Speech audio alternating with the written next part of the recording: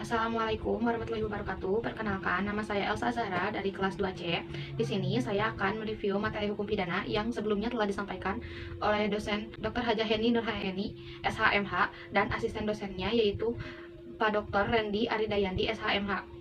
Responsi dari bab 1 hingga bab 4. Hukum pidana. Pembagian hukum pidana terbagi menjadi dua. Yang pertama adalah hukum pidana material dan yang kedua adalah hukum pidana formil. Ruang lingkup hukum pidana yang pertama yaitu perbuatan pidana, yang kedua pertanggungjawaban pidana, dan yang ketiga adalah sanksi pidana. Fungsi hukum pidana. Secara umum, hukum pidana berfungsi untuk mengatur hidup masyarakat atau menyelenggarakan tata dalam masyarakat. Secara khusus, hukum pidana berfungsi untuk melindungi kepentingan hukum terhadap perbuatan yang memperkosanya dengan memberikan sanksi yang lebih tajam dibandingkan dengan sanksi dari cabang hukum yang lain, atau preventif, atau juga pencegahan. Sumber-sumber hukum pidana. Yang pertama yaitu KUHP, yang kedua peraturan-peraturan lain di luar KUHP, yang ketiga memori penjelasan KUHP, dan yang terakhir keempat hukum pidana adat atau hukum tidak tertulis. Berlakunya hukum pidana yang pertama yaitu menurut waktu. Menurut waktu didasarkan asas legalitas dan dalam KUHP diatur pada pasal 1 ayat 1 yang berbunyi, tiada suatu perbuatan dapat dipidana kecuali atas kekuatan aturan pidana dalam perundang-undangan yang telah ada sebelum perbuatan dilakukan. Yang kedua, didasarkan menurut tempat. Menurut tempat, asas berlakunya hukum pidana dibagi menjadi tiga, yaitu yang pertama daratan negara, yang kedua perairan atau laut teritorial yang ditetapkan oleh hukum internasional, yang ketiga udara di atas wilayah negara. Berdasarkan asas tersebut berlakunya beberapa asas, yaitu pertama asas teritorial, yang kedua asas personal atau nasional, yang ketiga asas perlindungan atau nasional pasif, yang keempat asas universalitas, dan yang kelima ekstradisi atau penyerahan bantuan hukum yang bersifat internasional. Dan yang terakhir ada pembagian KUHP. Pembagian KUHP dibagi menjadi dua. Yang pertama adalah umum dan yang kedua adalah khusus. Tindak pidana atau strafbar. Istilah tindak pidana merupakan terjemahan dari bahasa Belanda yang kemudian diterjemahkan ke dalam bahasa Indonesia menjadi tindak pidana. Lebih banyak dipergunakan istilah tindak pidana dibanding perbuatan pidana, peristiwa dan pelanggaran pidana. Alasannya, pertama dari segi sosio-yuridis hampir semua perundang-undangan pidana merupakan istilah tindak pidana. Yang kedua, semua instansi penegak hukum dan aparat menggunakan istilah tindak pidana. Yang ketiga, para mahasiswa mengikuti tradisi dan kebiasaan menggunakan istilah tindak pidana dibanding perbuatan pidana.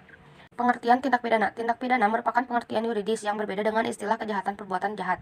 Di dalam tataran sosiologis lebih banyak tindak pidana. Tindak pidana terbagi menjadi dua, yaitu pertama perbuatan pidana atau criminal act, yang kedua pertanggungjawaban atau criminal responsibility. Unsur-unsur tindak pidana yang pertama adalah unsur objektif, unsur yang terdapat di luar dari pelaku yang contoh atau wujudnya berupa perbuatan. Yang kedua, unsur subjektif, unsur yang terdapat di dalam diri pelaku. Yang ketiga, unsur tambahan yang menentukan tindak pidana. Teknik atau cara merumuskan tindak pidana. 1. Hanya memberikan nama yuridis atau kualifikasi tanpa menyebutkan unsur-unsurnya.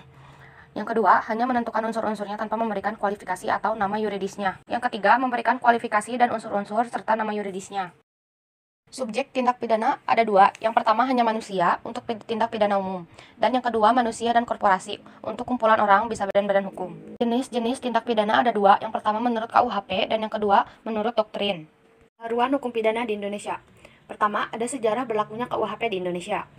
Berasal dari warisan kolonial Belanda melalui pasal 75 RR Junto pasal 131 ayat 15 sejak 1 Januari 1918 hingga 1985. Yang terbagi menjadi tiga golongan. Yang pertama, golongan hukum Belanda. Yang kedua, golongan timur asing yang di dalamnya terbagi menjadi dua, yaitu golongan timur asing dekat dan golongan timur jauh. Yang ketiga, ada golongan timur tengah, yaitu yang asli Nusantara. Alasan-alasan pembaharuan KUHP terbagi menjadi 4. Yang pertama alasan politis, yang kedua sosiologis, yang ketiga alasan adaptif, dan yang keempat adalah praktis. Cara-cara melakukan pembaharuan KUHP terbagi menjadi 5 cara. Yang pertama adalah kriminalisasi, yaitu menciptakan delik baru atau aturan hukum baru. Yang kedua deskriminalisasi, yaitu meniadakan delik. Yang ketiga adalah rekriminalisasi, yang awalnya tidak ada delik menjadi ada lalu ditiadakan kembali. Keempat, devenilisasi atau penggantian ancaman. Dan yang terakhir ada mitigating, penggantian sanksi menjadi lebih ringan.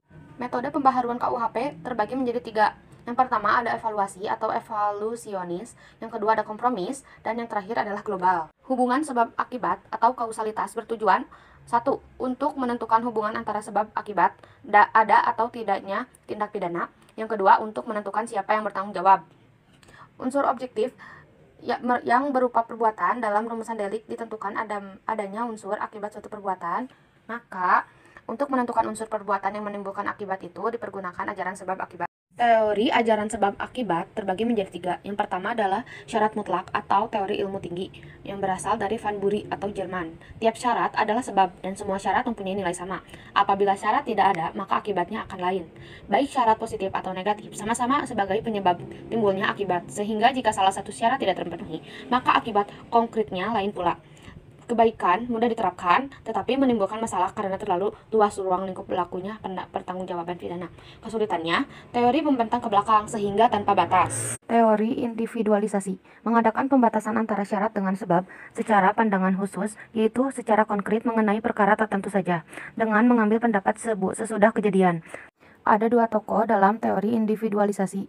Yang pertama ada Brickmeyer, dan yang kedua adalah Binding. Terakhir ada teori generalisasi.